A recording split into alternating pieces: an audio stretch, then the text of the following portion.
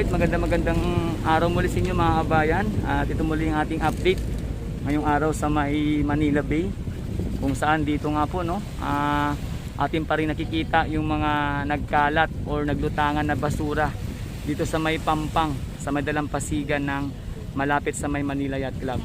At siyempre mga kabayan, hindi lang po dito kundi pati doon sa may ating papuntang Dolomites mga kabayan. At ito nga po mga kabayan, may mga malalaking troso, malalaking kawayan ang buhat-buhat ng ating mga DPS, no? Ayan, no? So yan po yung kanilang mga nakuha mga kabayan dito sa may Pampang. At sa kasalukuyan nga po mga idol, ayun, dun sa may dulo sinisigpaw, parang niririk, ayan, no? Upang matanggal yung mga nakalubog na mga basura dyan, mga plastic cups, mga sachet ng shampoo, ayun. Tapos doon naman patuloy po ang kanilang pagsisigpaw mga kabayan upang makuha yung mga naglutangan na basura.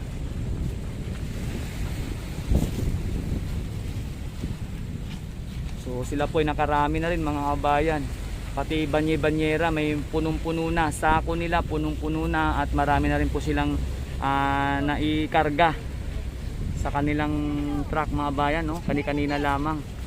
At patuloy pa rin po yung kanilang paglinis dito.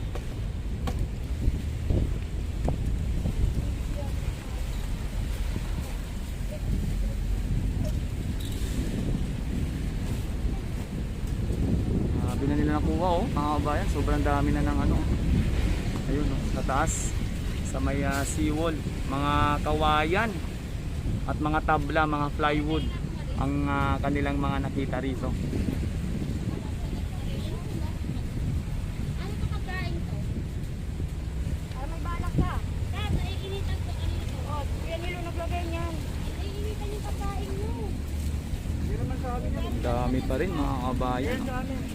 Hindi rin talaga natin na lubos talaga magano dito kung saan ba talaga ito galing mga kabayan. Kahit sinabi na po ni Secretary Resimato na ito ay may mga area na sila natukoy kung saan galing. Pero ito sa araw-araw na paglilinis ng ating mga DPS Mandaragat, sa araw-araw na talagang nakikita nyo naman nakukuha kagad yung mga basura, pero kinabukasan meron na naman mga kabayan.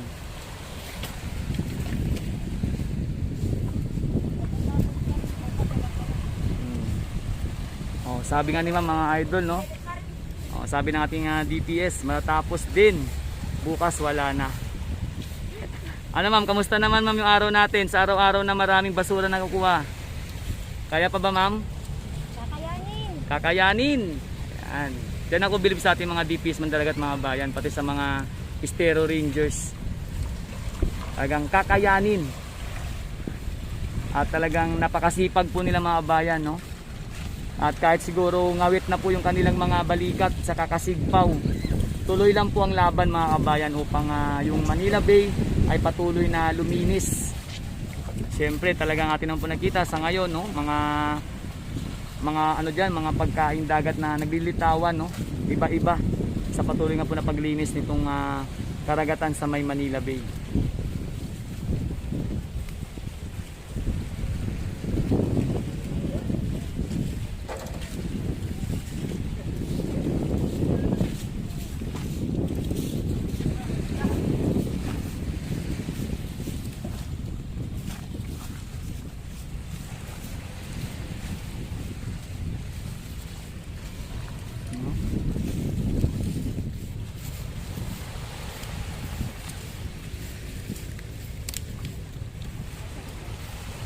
Mga bay, nakita nyo po sa patuloy sa pagtutulong-tulong po ng mga DPS Mandaragat dito sa side na to ay konti na naman po yung magbasura. At kayo naman po magtataka siguro kung kinabukasan ay meron na naman ulit mga kabayan. Kasi parang pabalik-balik lang yung basura, no mga idol. Kahapon ng isang araw plastic cups saka mga styro cups, ngayon naman mga sachet ng shampoo, mga noodles ang ating nakikita rito. So kung nyo mapapansin mga kabayan, talagang bago nila ito iwan, ayan, talagang malinis na malinis. Walang bakas na merong tira. Kung meron man, siguro yung mga maliliit na lang na mga katulad nito. Yan, yung matitira dyan. Pero yung mga basura kagaya ng mga kawayan, kahoy, mga kung ano-ano pa, ubos na ubos talaga yan mga bayan bago nila ito iwan.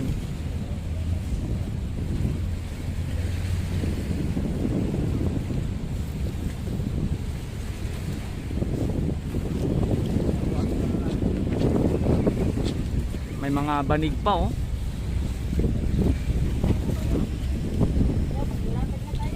Maglalatag na po sila. Maglatag na yan. Yan yung maganda pag talagang okay na yung Manila Bay, maglatag ng banig dito, no? Habang para may picnic lang, ma'am, di ba? Sarap. Kaya lang sa ngayon, basura muna yung ano, humihiga.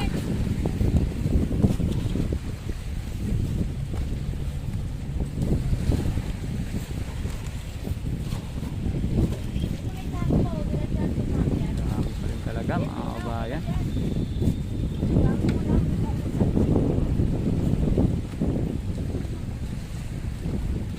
So yan po, dun sa may dagat, patuloy lang din po yung pagsisigpaw.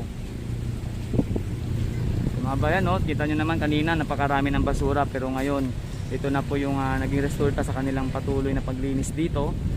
At siyempre po mga kabayan, inyo lang pong abang-abangan pa rin sa aking YouTube channel yung lahat ng mga kaganapan or mga nangyayari dito sa may Manila Bay. At siyempre po mga kabayan, ako po nagpapasalamat sa inyong palaging suporta sa aking YouTube channel, pati na rin sa Manila Bay, sa palagi niyong pagsubaybay dito sa lahat ng kaganapan. At kung meron po kayong komento, no, sa araw na ito sa aking ginawang video, paki-comment na po sa bandang ibaba mga kabayan. At siyempre po sa mga bagong pasok po dyan sa aking YouTube channel, mag-subscribe po kayo para para patuloy kayo laging updated sa lahat ng kaganapan dito sa may Manila Bay.